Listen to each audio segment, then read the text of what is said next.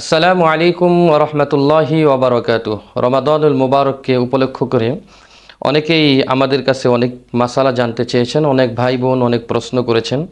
এক এক করে অনেকগুলো প্রশ্নের জবাব দেব আজকে ইনশাআল্লাহ। সর্বপ্রথম যে প্রশ্নটির জবাব দিচ্ছি, আমার এক বোন জানতে চেয়েছেন খাবারের স্বাদ চেক করার ক্ষেত্রে অথবা লবণ দেখলে রোজা ভঙ্গ হবে কিনা। অর্থাৎ বোন জানতে চেয়েছেন যদি রমাদানুল মুবারকে রোজা রাখা অবস্থায় খাবারের স্বাদ চেক করার জন্য লবণ দেখে অথবা তরকারিতে জাল কম হলো না বেশি হলো এটা যদি তিনি চেক করতে চায় তাহলে তার রোজা হবে কি হবে না, রোজা ভঙ্গ হয়ে যাবে কিনা। আপনি সুন্দর প্রশ্ন করেছেন। এই ক্ষেত্রে কোনো ব্যক্তি যদি খাবারের স্বাদ চেক করে, লবণ চেক করে, তাহলে রোজা ভঙ্গ হবে না, অবশ্যই চেক করতে পারবে। তবে তার জন্য করণীয় হলো জিহ্বা দ্বারা চেক করার পর সেই থুতুটাকে ফেলে দিতে হবে, গিলে খাওয়া যাবে না। মনে রাখতে হবে ওই স্বাদটা গ্রহণ করার পর থুতু ফেলে দিতে হবে, কুলি করতে হবে, গিলে খাওয়া যাবে না।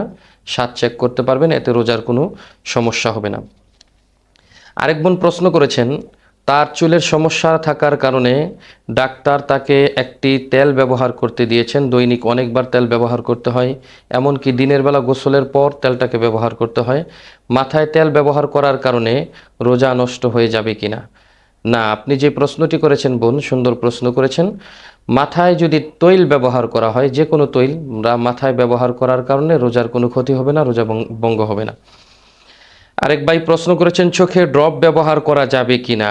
ঠিক তেমনইভাবে নাকে ড্রপ ব্যবহার করা যাবে কিনা রোজা রাখা অবস্থায়। আপনি যে প্রশ্নটি করেছেন খুবই গুরুত্বপূর্ণ প্রশ্ন। চোখে ড্রপ ব্যবহার করার ক্ষেত্রে কোনো সমস্যা হবে না রোজায়।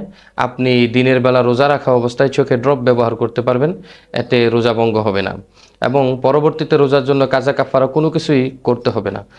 আর নাকের ড্রপ ব্যবহার করার ক্ষেত্রে কিছু কথা আছে, যে নাকের ড্রপ ব্যবহার করলে যেহেতু ড্রপ আমাদের গলায় চলে যায় সরাসরি এবং সেখান থেকে স্বাদ অনুভব হয় অথবা পেটের ভিতরে ঔষধ চলে যাওয়ার সম্ভাবনা থাকে, তাই দিনের বেলা নাকের ড্রপ ব্যবহার না করাটাই উত্তম। আমাদেরকে অবশ্যই এই জিনিসটি খেয়াল রাখতে হবে, যেহেতু এই ড্রপ গলায় চলে যায়। চোখের ড্রপ গলায় অনেক সময় অনুভূতি হয়, তারপরেও সেটা পরিপূর্ণভাবে সরাসরি গলা এবং পেটের ভিতরে চলে যায় না, কিন্তু নাকের ড্রপ সরাসরি পেটের ভিতরে চলে যায়। সেজন্য ফোকাহায়ে কেরাম, মুফতিয়ানে কেরামগণ বলেন যে এই নাকের ড্রপ ব্যবহার না করাটাই উত্তম। আশা করি প্রশ্নটি বুঝতে পেরেছেন।